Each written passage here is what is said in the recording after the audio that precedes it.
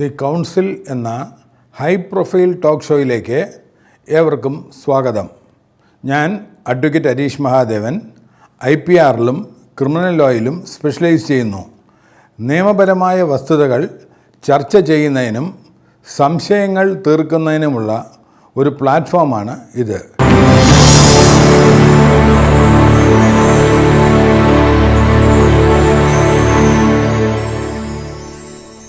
ഇന്ന് ഞാൻ സംസാരിക്കാൻ പോകുന്നത് കഴിഞ്ഞ എപ്പിസോഡിൽ ചർച്ച ചെയ്ത ബ്ലാക്ക് മാജിക്കിൻ്റെ തുടർച്ചയാണ്.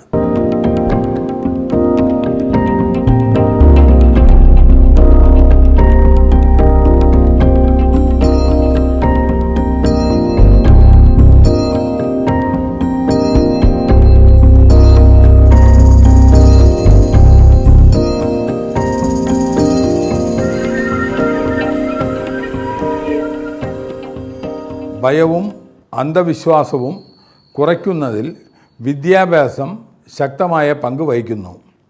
ആളുകൾ മനഃശാസ്ത്രം, ശാസ്ത്രം, നിയമം എന്നിവ മനസ്സിലാക്കുമ്പോൾ അവർ കൃത്രിമത്വത്തിന് ഇരയാകാനുള്ള സാധ്യത കുറവാണ്. മാധ്യമ സാക്ഷരതയും പ്രധാനമാണ്. കാരണം വൈറൽ വീഡിയോകൾക്കും ഓൺലൈൻ അവകാശവാദങ്ങൾക്കും തെറ്റായ വിവരങ്ങൾ എളുപ്പത്തിൽ പ്രചരിപ്പിക്കാൻ കഴിയും. ഉത്തരവാദിത്തമുള്ള പൗരന്മാർ എന്ന നിലയിൽ നാം എപ്പോഴും ചോദിക്കണം, എന്താണ് തെളിവ്? ഈ അവകാശവാദത്തിൽ നിന്ന് ആർക്കാണ് സാമ്പത്തിക നേട്ടം? എന്തെങ്കിലും യുക്തിസഹമായ വിശദീകരണമുണ്ടോ? മാന്ത്രിക വിദ്യ, ശാപങ്ങൾ, നിഗൂഢ ആചാരങ്ങൾ എന്നിവയെക്കുറിച്ചുള്ള വിശ്വാസങ്ങൾ ആയിരക്കണക്കിന് വർഷങ്ങളായി നിലനിൽക്കുന്നു. അവ മനുഷ്യ സാംസ്കാരിക ചരിത്രത്തിൻ്റെയും കഥ പറച്ചിലിൻ്റെയും ഭാഗമാണ്. എന്നിരുന്നാലും ആധുനിക സമൂഹത്തിൽ ഭയവും അന്ധവിശ്വാസവും ചൂഷണത്തിനുള്ള ഉപകരണങ്ങളായി ഉപയോഗിക്കാൻ അനുവദിക്കാതിരിക്കാൻ നാം ശ്രദ്ധിക്കണം. യഥാർത്ഥ അപകടം പലപ്പോഴും അമാനുഷിക ശക്തികളിലല്ല, മറിച്ച് അധികാരത്തിനോ പണത്തിനോ നിയന്ത്രണത്തിനോ വേണ്ടി വിശ്വാസം കൈകാര്യം ചെയ്യുന്ന ആളുകളിലാണ്. നിങ്ങളോ നിങ്ങൾക്ക് അറിയാവുന്ന ആരെങ്കിലുമോ അമാനുഷിക ശക്തികൾ അവകാശപ്പെടുന്ന വ്യക്തികളിൽ നിന്ന് സമ്മർദ്ദം നേരിടുന്നുണ്ടെങ്കിൽ വിശ്വസനീയമായ നിയമ പ്രൊഫഷണലുകളിൽ നിന്നോ അധികാരികളിൽ നിന്നോ ഉപദേശം തേടേണ്ടത് പ്രധാനമാണ്. ഇനി നമുക്ക് രഹസ്യ സമൂഹങ്ങൾ, ഇല്ലുമിനാറ്റി തിയറീസ്, ഗ്ലോബൽ സിംബോളിസം എന്നിവയെക്കുറിച്ച് നോക്കാം. നിഗൂഢ പ്രതീകാത്മകവുമായി ബന്ധപ്പെട്ട ഏറ്റവും വ്യാപകമായി ചർച്ച ചെയ്യപ്പെടുന്നതും വിവാദപരവുമായ വിഷയങ്ങളിലൊന്ന് ആഗോള ശക്തിയെ നിയന്ത്രിക്കുന്ന രഹസ്യ സമൂഹങ്ങളെക്കുറിച്ചുള്ള ആശയമാണ്. ഈ സിദ്ധാന്തങ്ങളിൽ പലപ്പോഴും പ്രത്യക്ഷപ്പെടുന്ന ഏറ്റവും പ്രശസ്തമായ പേര് ഇല്ലുമിനാറ്റി എന്നാണ്. ഇൻ്റർനെറ്റിലെ ജനകീയ വിശ്വാസം അനുസരിച്ച് ആഗോള സംഭവങ്ങളെ രഹസ്യമായി സ്വാധീനിക്കുന്ന ശക്തരായ വർഗക്കാർ, സെലിബ്രിറ്റികൾ, രാഷ്ട്രീയ നേതാക്കൾ എന്നിവർ ചേർന്ന ഒരു മറഞ്ഞിരിക്കുന്ന സംഘടനയാണ് ഇല്ലുമിനാറ്റി. കോഡ് ചെയ്ത ചിഹ്നങ്ങൾ, മറഞ്ഞിരിക്കുന്ന കൈ ആംഗ്യങ്ങൾ, നിഗൂഢമായ ആചാരങ്ങൾ എന്നിവയിലൂടെയാണ് ഈ സംഘം ആശയവിനിമയം നടത്തുന്നതെന്ന് പലരും വിശ്വസിക്കുന്നു. എന്നിരുന്നാലും ചരിത്രപരമായ വസ്തുതകൾ നോക്കുമ്പോൾ യഥാർത്ഥ ഇല്ലുമിനാറ്റി യഥാർത്ഥത്തിൽ 1776 ബവേറിയയിൽ ആദം വീസ്പട്ട് സ്ഥാപിച്ച ഒരു ചെറിയ സംഘടനയായിരുന്നു. യുക്തിസഹമായ ചിന്തയും മതപരവും രാഷ്ട്രീയവുമായ അടിച്ചമർത്തലിനെ എതിർക്കുന്നതും പ്രബുദ്ധ ആശയങ്ങൾ പ്രോത്സാഹിപ്പിക്കുക എന്നതായിരുന്നു അതിൻ്റെ ലക്ഷ്യം. 1700കളുടെ അവസാനത്തിൽ ബവേറിയൻ സർക്കാർ നിരോധിക്കുന്നതിന് മുമ്പ് ഈ സംഘം ഒരു ഹ്രസ്വകാലത്തേക്ക് മാത്രമേ നിലനിന്നിരുന്നുള്ളൂ. കാലക്രമേണ ഈ ഗ്രൂപ്പിനെക്കുറിച്ചുള്ള കഥകൾ ഇതിഹാസങ്ങളായി വളർന്നു. പുസ്തകങ്ങളും സിനിമകളും ഇൻ്റർനെറ്റ് ചർച്ചകളും ക്രമേണ അതിനെ രഹസ്യ ആഗോള ശക്തിയുടെ പ്രതീകമാക്കി മാറ്റി. സർക്കാരുകൾ, ധനകാര്യം, വിനോദ വ്യവസായങ്ങൾ എന്നിവയെ നിയന്ത്രിക്കുന്ന ഇല്യൂമിനാറ്റി ഇപ്പോഴും രഹസ്യമായി പ്രവർത്തിക്കുന്നുവെന്ന് ഇന്ന് നിരവധി ഗൂഢാലോചനാ സിദ്ധാന്തങ്ങൾ അവകാശപ്പെടുന്നു. പലപ്പോഴും രഹസ്യ പ്രതീകാത്മകതയുമായി ബന്ധപ്പെട്ടിരിക്കുന്ന മറ്റൊരു സംഘടനയാണ് ഫ്രീമേസണറി. യഥാർത്ഥത്തിൽ ലോകത്തിലെ ഏറ്റവും പഴയ സാഹോദര്യ സംഘടനകളിൽ ഒന്നാണ്. അതിൻ്റെ അംഗങ്ങൾ പരമ്പരാഗതമായി ധാർമ്മിക മൂല്യങ്ങൾ, ദാനധർമ്മം, സാഹോദര്യം, വ്യക്തിപരമായ വികസനം എന്നിവയ്ക്ക് ഊന്നൽ നൽകുന്ന ചടങ്ങുകളിൽ പങ്കെടുക്കുന്നു. എന്നിരുന്നാലും അതിൻ്റെ ചില ആചാരങ്ങളും ചിഹ്നങ്ങളും സ്വകാര്യമായതിനാൽ ഫ്രീമേസണറി മറഞ്ഞിരിക്കുന്ന അജണ്ടകളിലോ നിഗൂഢ സമ്പ്രദായങ്ങളിലോ ഏർപ്പെട്ടിരിക്കുന്നുവെന്ന് പല പുറത്തുനിന്നുള്ളവരും അനുമാനിക്കുന്നു. ചതുരം, കോമ്പസ് തുടങ്ങിയ ചിഹ്നങ്ങളെല്ലാം, കാണുന്ന കണ്ണ്, ജ്യാമിതീയ രൂപകൽപ്പനകൾ എന്നിവ പലപ്പോഴും മാന്ത്രിക ചിഹ്നങ്ങളായി നിഗൂഢതയും രഹസ്യവും എങ്ങനെ എളുപ്പത്തിൽ ഊഹാപോഹങ്ങളിലേക്ക് നയിക്കുമെന്ന് ഇത് കാണിക്കുന്നു. ഗൂഢാലോചന ചർച്ചകളിൽ പതിവായി പ്രത്യക്ഷപ്പെടുന്ന ഒരു ചിഹ്നമാണ് ആൾ സീയിങ് ഐ, എല്ലാം കാണുന്ന കണ്ണ്. ഇതിനെ പലപ്പോഴും ഐ ഓഫ് പ്രോവിഡൻസ് എന്ന് വിളിക്കുന്നു. യുണൈറ്റഡ് സ്റ്റേറ്റ്സ് ഡോളർ നോട്ടിൻ്റെ പിൻഭാഗത്ത് പ്രത്യക്ഷപ്പെടുന്നതിനാൽ പലരും ഈ ചിഹ്നത്തെ രഹസ്യ സമൂഹങ്ങളുമായി മറഞ്ഞിരിക്കുന്ന ലോക നിയന്ത്രണവുമായോ ബന്ധപ്പെടുത്തുന്നു. ആളുകൾ അവയെ എങ്ങനെ വ്യാഖ്യാനിക്കുന്നു എന്നതിനെ ആശ്രയിച്ച് ചിഹ്നങ്ങൾ പലപ്പോഴും കാലക്രമേണ പുതിയ അർത്ഥങ്ങൾ നേടുന്നു. വിനോദ വ്യവസായം നിഗൂഢ പ്രതീകാത്മകതയെ രഹസ്യമായി പ്രോത്സാഹിപ്പിക്കുന്നു എന്നതാണ് ഓൺലൈനിൽ പ്രചരിപ്പിക്കുന്ന മറ്റൊരു ജനപ്രിയ അവകാശവാദം. മ്യൂസിക് വീഡിയോകൾ, ഫാഷൻ ഈവൻറ്റുകൾ, സ്റ്റേജ് പ്രകടനങ്ങൾ എന്നിവ ചിലപ്പോൾ പുരാണങ്ങൾ, പുരാതന സംസ്കാരങ്ങൾ അല്ലെങ്കിൽ നാടകീയ പ്രതീകാത്മകത എന്നിവയിൽ നിന്ന് പ്രചോദനം ഉൾക്കൊണ്ട ഇമേജിനറി ഉപയോഗിക്കുന്നു.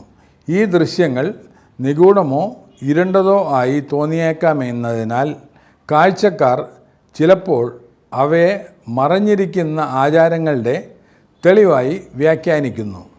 ശക്തമായ വിഷ്വൽ ഇമ്പാക്റ്റ് അല്ലെങ്കിൽ കഥ പറച്ചിൽ തീമുകൾ സൃഷ്ടിക്കാൻ കലാകാരന്മാർ പലപ്പോഴും പ്രതീകാത്മക ഇമേജിനറി ഉപയോഗിക്കുന്നു. ഉദാഹരണത്തിന് പുരാണ രൂപങ്ങൾ, പുരാതന ചിഹ്നങ്ങൾ അല്ലെങ്കിൽ നിഗൂഢമായ വസ്ത്രങ്ങൾ എന്നിവ പ്രകടനങ്ങളെ കൂടുതൽ നാടകീയവും അവിസ്മരണീയവുമാക്കും. പല കേസുകളിലും നിഗൂഢ പ്രതീകാത്മകതയായി തോന്നുന്നത് യഥാർത്ഥത്തിൽ രഹസ്യ ആചാരമായ പ്രവർത്തനത്തിൻ്റെ തെളിവിനേക്കാൾ കലാപരമായ ആവിഷ്കാരമാണ്. ആധുനിക ഗൂഢാലോചന സിദ്ധാന്തങ്ങൾ പലപ്പോഴും അവയുടെ സ്വാധീനത്തെ അതിശയോക്തി കലർത്തുമ്പോൾ ചരിത്രത്തിലുടനീളം വിവിധ കാരണങ്ങളാൽ രഹസ്യ സമൂഹങ്ങൾ നിലനിന്നിരുന്നു. ചില ഗ്രൂപ്പുകൾ രാഷ്ട്രീയ പ്രതിരോധത്തിനും മറ്റുള്ളവ ദാർശനിക ചർച്ചകൾക്കും മറ്റുള്ളവ സാമൂഹിക ക്ലബ്ബുകളായും രൂപീകരിച്ചു. തീർത്ഥാടകരെ സംരക്ഷിക്കുന്ന ഒരു മധ്യകാല സൈനിക ക്രമമായി ആരംഭിച്ച നൈറ്റ്സ് ടെംപ്ലർ പോലുള്ള ഗ്രൂപ്പുകൾ പ്രശസ്തമായ ചരിത്ര സമൂഹങ്ങളിൽ ഉൾപ്പെടുന്നു. നൂറ്റാണ്ടുകളായി ഈ ഗ്രൂപ്പുകളെ ചുറ്റിപ്പറ്റിയുള്ള ഐതിഹ്യങ്ങളും കെട്ടുകഥകളും വളർന്നു. പ്രത്യേകിച്ചും അവരുടെ പ്രവർത്തനങ്ങൾ രഹസ്യമോ മോശമായി രേഖപ്പെടുത്തപ്പെട്ടതോ ആയപ്പോൾ മനുഷ്യർക്ക് സ്വാഭാവികമായും മറഞ്ഞിരിക്കുന്ന അറിവിനെക്കുറിച്ച് ജിജ്ഞാസയുണ്ട്. ഈ ജിജ്ഞാസയ്ക്ക് ചരിത്ര സംഘടനകളെ നിഗൂഢമായ ഇതിഹാസങ്ങളാക്കി മാറ്റാൻ കഴിയും. ആധുനിക ഡിജിറ്റൽ യുഗത്തിൽ ഗൂഢാലോചന സിദ്ധാന്തങ്ങൾ മുമ്പത്തേക്കാളും വേഗത്തിൽ വ്യാപിച്ചു. മണിക്കൂറുകൾക്കുള്ളിൽ ദശലക്ഷക്കണക്കിന് ആളുകളിലേക്ക് നാടകീയമായ അവകാശവാദങ്ങൾ എത്തിച്ചേരാൻ സോഷ്യൽ മീഡിയ പ്ലാറ്റ്ഫോമുകൾ അനുവദിക്കുന്നു. മറഞ്ഞിരിക്കുന്ന ശക്തി, രഹസ്യ അറിവ്, നിഗൂഢ ചിഹ്നങ്ങൾ എന്നിവ ഉൾപ്പെടുന്ന കഥകളിലേക്ക് മനുഷ്യർ സ്വാഭാവികമായും ആകർഷിക്കപ്പെടുന്നുവെന്ന് മനഃശാസ്ത്രജ്ഞർ വിശദീകരിക്കുന്നു. ഈ കഥകൾ സങ്കീർണമായ ആഗോള സംഭവങ്ങൾക്ക് ഒരു വിശദീകരണ ബോധം നൽകുന്നു. രാഷ്ട്രീയത്തെക്കുറിച്ചോ സാമ്പത്തിക ശാസ്ത്രത്തെക്കുറിച്ചോ സാമൂഹിക മാറ്റത്തെക്കുറിച്ചോ ആളുകൾക്ക് അനിശ്ചിതത്വം തോന്നുമ്പോൾ സങ്കീർണമായ പ്രശ്നങ്ങൾക്ക് ലളിതമായ വിശദീകരണങ്ങൾ നൽകുന്നതിനാൽ ഗൂഢാലോചന വിവരങ്ങൾ ആകർഷകമായി തോന്നാം. എന്നിരുന്നാലും ശക്തമായ തെളിവുകളില്ലാതെ അത്തരം അവകാശവാദങ്ങളെ എല്ലായ്പ്പോഴും ശ്രദ്ധാപൂർവം സമീപിക്കണം. ചിഹ്നങ്ങൾ സ്വാഭാവികമായി നല്ലതോ ചീത്തയോ അല്ല. അവരുടെ അർത്ഥം സാംസ്കാരിക വ്യാഖ്യാനത്തെ ആശ്രയിച്ചിരിക്കുന്നു. ഉദാഹരണത്തിന്, ഒരു സംസ്കാരത്തിലെ സംരക്ഷണത്തെ പ്രതിനിധീകരിക്കുന്ന ഒരു ചിഹ്നം മറ്റൊന്നിൽ തികച്ചും വ്യത്യസ്തമായ ഒന്നിനെ പ്രതിനിധീകരിക്കാം. പുരാതന ജ്യാമിതീയ രൂപങ്ങൾ, നക്ഷത്രങ്ങൾ അല്ലെങ്കിൽ വൃത്തങ്ങൾ പലപ്പോഴും മതപരമായ കല, വാസ്തുവിദ്യ, അലങ്കാര രൂപകൽപ്പന എന്നിവയിൽ പല സംസ്കാരങ്ങളിലും കാണപ്പെടുന്നു. ഈ ചിഹ്നങ്ങളെ സന്ദർഭത്തിൽ നിന്ന് മാറ്റുമ്പോൾ അവ എളുപ്പത്തിൽ തെറ്റിദ്ധരിക്കപ്പെടാം. അതുകൊണ്ടാണ് ഉത്തരവാദിത്തമുള്ള ചർച്ചയ്ക്ക് നാടകീയമായ നിഗമനങ്ങളിലേക്ക് ചാടുന്നതിന് പകരം ചരിത്ര ഗവേഷണവും ശ്രദ്ധാപൂർവമായ വ്യാഖ്യാനവും അത്യാവശ്യമായി വരുന്നത്. രഹസ്യ ആചാരങ്ങളെയും മറഞ്ഞിരിക്കുന്ന സംഘടനകളെയും കുറിച്ചുള്ള ആവേശകരമായ കഥകൾ ഭയവും ആശയക്കുഴപ്പവും സൃഷ്ടിക്കും. ചിലപ്പോൾ അവ നിരപരാധികളായ വ്യക്തികൾക്കോ സമുദായങ്ങൾക്കോ എതിരെ ആരോപണങ്ങളിലേക്ക് പോലും നയിക്കുന്നു. ചരിത്രത്തിലുടനീളം യഥാർത്ഥ തെളിവുകളില്ലാതെ സമൂഹങ്ങൾ സാമൂഹിക പ്രശ്നങ്ങൾക്ക് രഹസ്യ ഗ്രൂപ്പുകളെ കുറ്റപ്പെടുത്തിയ നിരവധി സന്ദർഭങ്ങളുണ്ട്.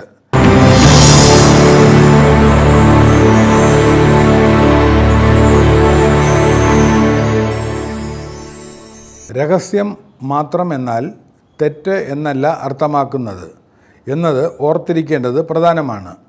പല സംഘടനകളും അവരുടെ സത്വമോ മൂല്യങ്ങളോ സംരക്ഷിക്കുന്നതിനായി ആന്തരിക പാരമ്പര്യങ്ങളോ ചടങ്ങുകളോ സ്വകാര്യമായി സൂക്ഷിക്കുന്നു. അതേസമയം അധികാരം കൈവശമുള്ള ഏതൊരു സ്ഥാപനത്തിനും സുതാര്യതയും ഉത്തരവാദിത്വവും പ്രധാനമാണ്. വിമർശനാത്മക ചിന്തയാണ് പ്രധാന തത്വം. ചോദ്യങ്ങൾ ചോദിക്കുക, തെളിവുകൾ പരിശോധിക്കുക, കിംവദന്തികളെയോ വൈറൽ അവകാശവാദങ്ങളെയോ അടിസ്ഥാനമാക്കിയുള്ള നിഗമനങ്ങൾ ഒഴിവാക്കുക. മാന്ത്രിക വിദ്യ, രഹസ്യ ആചാരങ്ങൾ, മറഞ്ഞിരിക്കുന്ന ചിഹ്നങ്ങൾ എന്നിവയെക്കുറിച്ചുള്ള ചർച്ചകൾ ആകർഷകമായിരിക്കും. ചരിത്രം, സംസ്കാരം, മനഃശാസ്ത്രം, മനുഷ്യൻ്റെ ഭാവന എന്നിവയുടെ ഘടകങ്ങൾ അവ സംയോജിപ്പിക്കുന്നു. എന്നാൽ ആകർഷണം ഒരിക്കലും യുക്തിസഹമായ ചിന്തയെ മാറ്റിസ്ഥാപിക്കരുത്. ആളുകളെ കൈകാര്യം ചെയ്യാൻ ഭയവും നിഗൂഢതയും എളുപ്പത്തിൽ ഉപയോഗിക്കാമെന്നതാണ് ഏറ്റവും പ്രധാനപ്പെട്ട പാഠം. വിഷയം മാന്ത്രികതയോ രഹസ്യ സമൂഹങ്ങളുടെയോ അമാനുഷിക ശക്തിയോ ആകട്ടെ, എല്ലായ്പ്പോഴും ഏറ്റവും മികച്ച സംരക്ഷണം വിദ്യാഭ്യാസം, തെളിവുകൾ, അവബോധം എന്നിവയാണ്. മാന്ത്രിക വിദ്യ, നിഗൂഢ അവകാശവാദങ്ങൾ അല്ലെങ്കിൽ അമാനുഷിക ശക്തികൾ എന്നിവയെക്കുറിച്ച് ചർച്ച ചെയ്യുമ്പോൾ മനസ്സിലാക്കേണ്ട ഏറ്റവും പ്രധാനപ്പെട്ട കാര്യങ്ങളിലൊന്ന് മനഃശാസ്ത്രപരമായ കൃത്രിമത്വത്തിൻ്റെ പങ്കാണ്. പല കേസുകളിലും അസാധാരണമായ ആത്മീയ കഴിവുകൾ അവകാശപ്പെടുന്ന ആളുകൾ യഥാർത്ഥ അമാനുഷിക ശക്തികളെ ആശ്രയിക്കുന്നില്ല. പകരം അവരുടെ അനുയായികളുടെ ചിന്തയെയും വികാരങ്ങളെയും തീരുമാനങ്ങളെയും സ്വാധീനിക്കാൻ കഴിയുന്ന ശക്തമായ മനഃശാസ്ത്ര സാങ്കേതിക വിദ്യകളെ അവർ ആശ്രയിക്കുന്നു. ഈ സാങ്കേതിക വിദ്യകൾ എല്ലായ്പ്പോഴും വ്യക്തമല്ല. വാസ്തവത്തിൽ അവയിൽ പലതും സൂക്ഷ്മവും അനുയായികൾക്ക് ദൈവിക മാർഗനിർദ്ദേശമോ അമാനുഷിക സഹായമോ ലഭിക്കുന്നുണ്ടെന്ന് തോന്നുന്ന തരത്തിൽ ശ്രദ്ധാപൂർവം രൂപകൽപ്പന ചെയ്തവയുമാണ്. ഈ തന്ത്രങ്ങൾ മനസ്സിലാക്കുന്നത് വ്യക്തികളെയും മനസ്സിലാക്കുന്നത് വ്യക്തികളെയും അവരുടെ കുടുംബങ്ങളെയും ചൂഷണത്തിൽ നിന്ന് സംരക്ഷിക്കാൻ സഹായിക്കും. പല വഞ്ചകരായ ആത്മീയ നേതാക്കളും ഉപയോഗിക്കുന്ന ആദ്യ രീതി സമ്പൂർണ്ണ അധികാരത്തിൻ്റെ പ്രതിച്ഛായ സൃഷ്ടിക്കുക എന്നതാണ്. പ്രത്യേക അറിവോ ദിവ്യശക്തികളോ ആത്മീയ ലോകവുമായി സവിശേഷമായ ബന്ധമോ ഉള്ള ഒരാളായി നേതാവ് സ്വയം അവതരിപ്പിക്കുന്നു. സാധാരണക്കാർക്ക് മനസ്സിലാക്കാൻ കഴിയാത്ത രഹസ്യ ആചാരങ്ങൾ, തീവ്രമായ ധ്യാനം അല്ലെങ്കിൽ മിസ്റ്റിക്കൽ അനുഭവങ്ങൾ എന്നിവയ്ക്ക് നേതാവ് വിധേയനായതായി അനുയായികളോട് പലപ്പോഴും പറയാറുണ്ട്. ഈ വിവരണം കാരണം നേതാവിനെ ചോദ്യം ചെയ്യുന്നത് ആത്മീയ സത്യത്തെ തന്നെ ചോദ്യം ചെയ്യുന്നതിന് തുല്യമാണെന്ന് അനുയായികൾ വിശ്വസിക്കാൻ തുടങ്ങുന്നു. മനഃശാസ്ത്രപരമായി അധികാരികളെ വിശ്വസിക്കാനുള്ള സ്വാഭാവിക പ്രവണത മനുഷ്യർക്കുണ്ട്. ആരെങ്കിലും ആത്മവിശ്വാസത്തോടെ സംസാരിക്കുകയോ പ്രതീകാത്മക വസ്ത്രം ധരിക്കുകയോ മതപരമായ ഭാഷ ഉപയോഗിക്കുകയോ രഹസ്യ അറിവ് അവകാശപ്പെടുകയോ ചെയ്യുമ്പോൾ ആ വ്യക്തി യഥാർത്ഥമായിരിക്കണമെന്ന് ആളുകൾ സ്വമേവ അനുമാനിച്ചേക്കാം. മനഃശാസ്ത്രത്തിൽ കോൾഡ് റീഡിംഗ് എന്നറിയപ്പെടുന്ന മറ്റൊരു സാധാരണ സാങ്കേതികത, ഒരു വ്യക്തി മിക്കവാറും ആർക്കും ബാധകമായേക്കാവുന്ന അവ്യക്തമായ പ്രസ്താവനകൾ നടത്തുന്ന ഒരു രീതിയാണ് കോൾഡ് റീഡിംഗ്. ഉദാഹരണത്തിന്, ഒരു ആത്മീയ നേതാവ് ഇതുപോലുള്ള കാര്യങ്ങൾ പറഞ്ഞേക്കാം: നിങ്ങൾ അടുത്തിടെ വൈകാരിക സമ്മർദ്ദത്തിലൂടെ കടന്നുപോയിട്ടുണ്ട്, അല്ലെങ്കിൽ നിങ്ങളുടെ വിജയത്തിൽ അസൂയപ്പെടുന്ന ഒരാൾ നിങ്ങളുടെ അടുത്തുണ്ട്. ആളുകൾ നിങ്ങളെ ചിലപ്പോൾ തെറ്റിദ്ധരിക്കുന്നതായി നിങ്ങൾക്ക് തോന്നുന്നു. മിക്കവാറും എല്ലാവർക്കും അവയുമായി ബന്ധപ്പെടുത്താൻ കഴിയുന്നത്ര പൊതുവായതാണ് ഈ പ്രസ്താവനകൾ. അനുയായി വൈകാരികമായി പ്രതികരിക്കുമ്പോൾ നേതാവ് ആ പ്രതികരണങ്ങളെ വളർത്തിയെടുക്കുകയും ക്രമേണ ആ വ്യക്തിയുടെ ജീവിതത്തെക്കുറിച്ച് അമാനുഷിക ഉൾക്കാഴ്ചയുള്ളതായി തോന്നുകയും ചെയ്യുന്നു. വാസ്തവത്തിൽ ഇത് പല ഭാഗ്യനിർമ്മാതാക്കളും മായാജാലക്കാരും ഉപയോഗിക്കുന്ന ഒരു മനഃശാസ്ത്രപരമായ സാങ്കേതികത മാത്രമാണ്. മാനിപ്പുലേറ്റർമാർ ഉപയോഗിക്കുന്ന ഏറ്റവും ശക്തമായ ഉപകരണങ്ങളിലൊന്നാണ് ഭയം. ചില ആത്മീയ തട്ടിപ്പുകാർ തങ്ങൾ ഒരു ശാപത്തിന് കീഴിലാണെന്നും ദുഷ്ടാത്മാക്കളാൽ സ്വാധീനിക്കപ്പെട്ടവരാണെന്നും അല്ലെങ്കിൽ മാന്ത്രിക വിദ്യ ഉപയോഗിച്ച് ശത്രുക്കൾ ലക്ഷ്യമിടുന്നുവെന്നും അനുയായികളെ ബോധ്യപ്പെടുത്തുന്നു. ആ വ്യക്തി ഇത് വിശ്വസിച്ചു കഴിഞ്ഞാൽ അവർക്ക് ഭയവും നിരാശയും അനുഭവപ്പെട്ടേക്കാം. ആ സമയത്ത് ശാപം നീക്കം ചെയ്യാൻ കഴിവുള്ള ഏക വ്യക്തിയായി നേതാവ് സ്വയം അവതരിപ്പിക്കുന്നു. ഇത് ആശ്രിതത്വത്തിൻ്റെ ഒരു ചക്രം സൃഷ്ടിക്കുന്നു.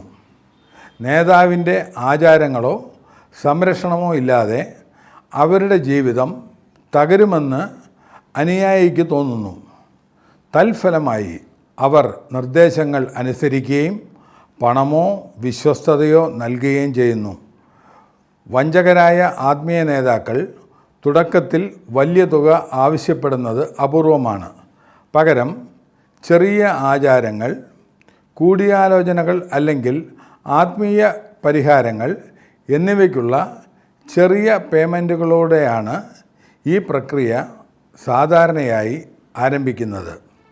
വിശ്വാസം സ്ഥാപിച്ചു കഴിഞ്ഞാൽ പ്രശ്നം തുടക്കത്തിൽ വിശ്വസിച്ചതിനേക്കാൾ ഗുരുതരമാണെന്ന് അനുയായിയോട് പറയുന്നു. പ്രത്യേക വസ്തുക്കളോ അപൂർവ ആത്മീയ വസ്തുക്കളോ ആവശ്യമുള്ള ശക്തമായ ഒരു ആചാരം ആവശ്യമാണെന്ന് നേതാവ് അവകാശപ്പെട്ടേക്കാം. ഓരോ ഘട്ടത്തിലും വലിയ പേയ്മെൻറ്റുകൾ ഉൾപ്പെടുന്നു. കാലക്രമേണ ചില അനുയായികൾ അദൃശ്യമായ അപകടങ്ങളിൽ നിന്ന് സ്വയം രക്ഷിക്കുകയാണെന്ന് വിശ്വസിച്ച് വലിയ തുക ചിലവഴിക്കുന്നു. ഈ സാങ്കേതിക വിദ്യയെ ചിലപ്പോൾ ക്രമാനുഗതമായ പ്രതിബദ്ധത എന്ന് വിളിക്കുന്നു. അവിടെ ചെറിയ തീരുമാനങ്ങൾ പതുക്കെ വലിയ തീരുമാനങ്ങളിലേക്ക് നയിക്കുന്നു. മറ്റൊരു ശക്തമായ മനഃശാസ്ത്രപരമായ തന്ത്രം ഒറ്റപ്പെടലാണ്. പുറത്തു നിന്നുള്ളവർ, പ്രത്യേകിച്ച് നേതാവിനെ ചോദ്യം ചെയ്യുന്ന കുടുംബാംഗങ്ങൾ നെഗറ്റീവ് സ്വാധീനങ്ങളോ ആത്മീയമായി അശുദ്ധരോ ആണെന്ന് അനുയായികളോട് പറഞ്ഞേക്കാം. വിമർശകരെ ശത്രുക്കളായോ അനുയായിയുടെ ആത്മീയ പുരോഗതി നശിപ്പിക്കാൻ ശ്രമിക്കുന്ന ആളുകളായോ മുദ്രകുത്താം. അനുയായികൾ സുഹൃത്തുക്കളിൽ നിന്നും കുടുംബത്തിൽ നിന്നും അകന്നു നിൽക്കാൻ തുടങ്ങുമ്പോൾ അവർ മാർഗനിർദ്ദേശത്തിനും വൈകാരിക പിന്തുണയ്ക്കുമായി നേതാവിനെയും സംഘത്തെയും കൂടുതൽ ആശ്രയിക്കുന്നു. ഒറ്റപ്പെടൽ നേതാവിൻ്റെ അധികാരത്തെ ആരെങ്കിലും വെല്ലുവിളിക്കാനുള്ള സാധ്യത കുറയുന്നു. ചില സന്ദർഭങ്ങളിൽ വ്യാജ ആത്മീയ നേതാക്കൾ അത്ഭുതങ്ങളായി തോന്നുന്ന ചെറിയ തന്ത്രങ്ങൾ പ്രയോഗിക്കുന്നു. ആചാരങ്ങളിൽ വസ്തുക്കൾ പെട്ടെന്ന് പ്രത്യക്ഷപ്പെടാം.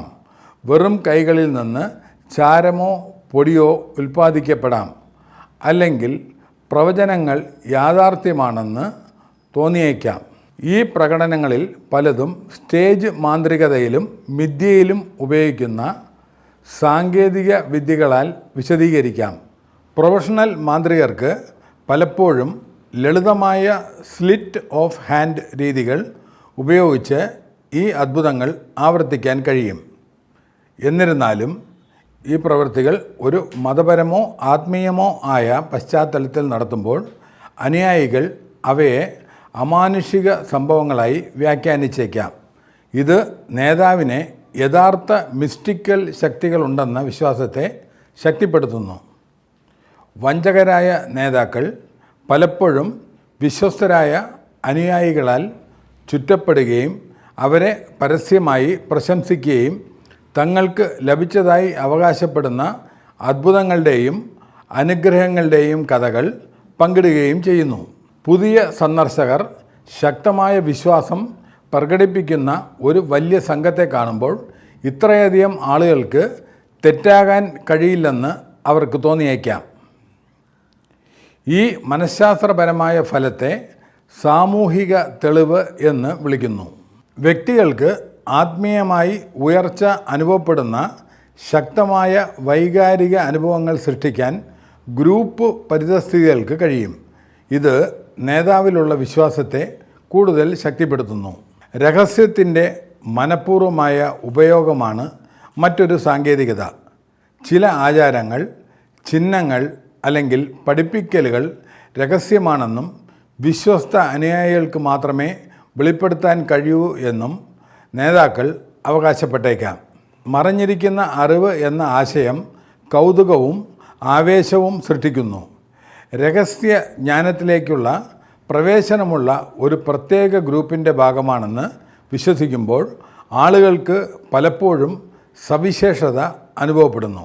എന്നിരുന്നാലും അവകാശവാദങ്ങൾ ശരിയാണോ എന്ന് പരിശോധിക്കുന്നതിൽ നിന്നും അനുയായികളെ തടയാനും രഹസ്യാത്മകതയ്ക്ക് കഴിയും. അത്തരം നേതാക്കളുമായി ബന്ധപ്പെടുന്ന നിരവധി അനുയായികൾ വിഡ്ഢികളോ ദുർബലരോ അല്ലെന്ന് തിരിച്ചറിയേണ്ടത് പ്രധാനമാണ്. പലപ്പോഴും അവർ ബുദ്ധിമുട്ടുള്ള സാഹചര്യങ്ങളിലൂടെ കടന്നുപോകുന്ന വ്യക്തികളാണ്. ഗുരുതരമായ അസുഖം, സാമ്പത്തിക സമ്മർദ്ദം, കുടുംബ പ്രശ്നങ്ങൾ അല്ലെങ്കിൽ വൈകാരിക നഷ്ടം. പ്രതിസന്ധി ഘട്ടങ്ങളിൽ ആളുകൾ സ്വാഭാവികമായും പ്രതീക്ഷയ്ക്കും മാർഗനിർദ്ദേശത്തിനും പരിഹാരങ്ങൾക്കുമായി തിരയുന്നു. നിർഭാഗ്യവശാൽ കൃത്രിമമായി പ്രവർത്തിക്കുന്ന വ്യക്തികൾക്ക് ഈ ദുർബലത പ്രയോജനപ്പെടുത്താം. ഈ മനഃശാസ്ത്രപരമായ യാഥാർത്ഥ്യം മനസ്സിലാക്കേണ്ടത് പ്രധാനമാണ്. കാരണം ഇത് വിധിയേക്കാൾ അനുകമ്പയെ പ്രോത്സാഹിപ്പിക്കുന്നു. കൃത്രിമത്വത്തെ സൂചിപ്പിക്കുന്ന നിരവധി മുന്നറിയിപ്പ് അടയാളങ്ങളുണ്ട്. അനന്യമായ അമാനുഷിക ശക്തികൾ അവകാശപ്പെടുന്ന ഒരു നേതാവ് ആചാരങ്ങൾക്കോ അനുഗ്രഹങ്ങൾക്കോ വലിയ തുക നൽകാനുള്ള സമ്മർദ്ദം നിങ്ങൾ ഗ്രൂപ്പിൽ നിന്നും പുറത്തുപോയാൽ മോശം കാര്യങ്ങൾ സംഭവിക്കുമെന്ന് ഭീഷണിപ്പെടുത്തുന്നു. ചോദ്യം ചെയ്യുന്നതിനോ പുറത്തു നിന്നുള്ള ഉപദേശം തേടുന്നതിനോ ഉള്ള നിരുത്സാഹപ്പെടുത്തൽ, ഉറപ്പുള്ള അത്ഭുതങ്ങൾ, തൽക്ഷണ സമ്പത്ത് അല്ലെങ്കിൽ മറ്റുള്ളവരുടെ മേൽ പൂർണ്ണ നിയന്ത്രണം എന്നിവയുടെ വാഗ്ദാനങ്ങൾ. ഈ മുന്നറിയിപ്പ് അടയാളങ്ങൾ പ്രത്യക്ഷപ്പെടുമ്പോൾ പിന്മാറുകയും സാഹചര്യം ശ്രദ്ധാപൂർവം വിലയിരുത്തുകയും ചെയ്യുന്നത് ബുദ്ധിപരമാണ്. വിമർശനാത്മക ചിന്തയുടെ പ്രാധാന്യം. ആത്മീയത, വിശ്വാസം, സാംസ്കാരിക പാരമ്പര്യങ്ങൾ എന്നിവ ആളുകളുടെ ജീവിതത്തിൻ്റെ അർത്ഥവത്തായ ഭാഗങ്ങളാകാം. എന്നിരുന്നാലും യഥാർത്ഥ ആത്മീയ മാർഗനിർദ്ദേശം ഒരിക്കലും ഭയം, ഭീഷണിപ്പെടുത്തൽ, സാമ്പത്തിക ചൂഷണം എന്നിവയെ ആശ്രയിക്കരുത്. വിമർശനാത്മക ചിന്ത എന്നാൽ ചോദ്യങ്ങൾ ചോദിക്കുക, തെളിവുകൾ പരിശോധിക്കുക, യുക്തിസഹമായ വിശദീകരണങ്ങൾ പരിഗണിക്കാൻ തയ്യാറാകുക എന്നിവയാണ്. അന്ധമായ അനുസരണമല്ല, മറിച്ച് വിവേകത്തെയും വ്യക്തിപരമായ വളർച്ചയെയും യഥാർത്ഥ ജ്ഞാനം പ്രോത്സാഹിപ്പിക്കുന്നു. കൃത്രിമത്വത്തിനെതിരായ ഏറ്റവും വലിയ പ്രതിരോധം അറിവാണ്. അറിവോടെയുള്ള തീരുമാനങ്ങൾ എടുക്കാനും ചൂഷണത്തിൽ നിന്നും സ്വയം സംരക്ഷിക്കാനും അവബോധം വ്യക്തികളെ പ്രാപ്തരാക്കുന്നു.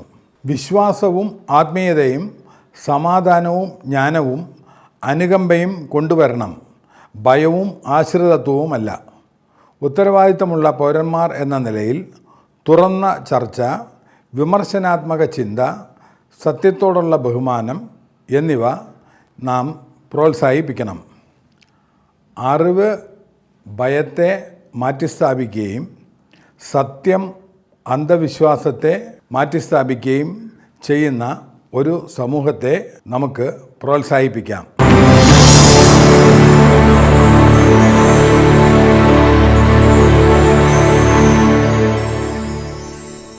ഈ വിഷയത്തിൽ നിങ്ങൾക്കുള്ള സംശയങ്ങൾ താഴെ കമൻ്റായി ചോദിക്കാവുന്നതാണ്. നന്ദി, നമസ്കാരം.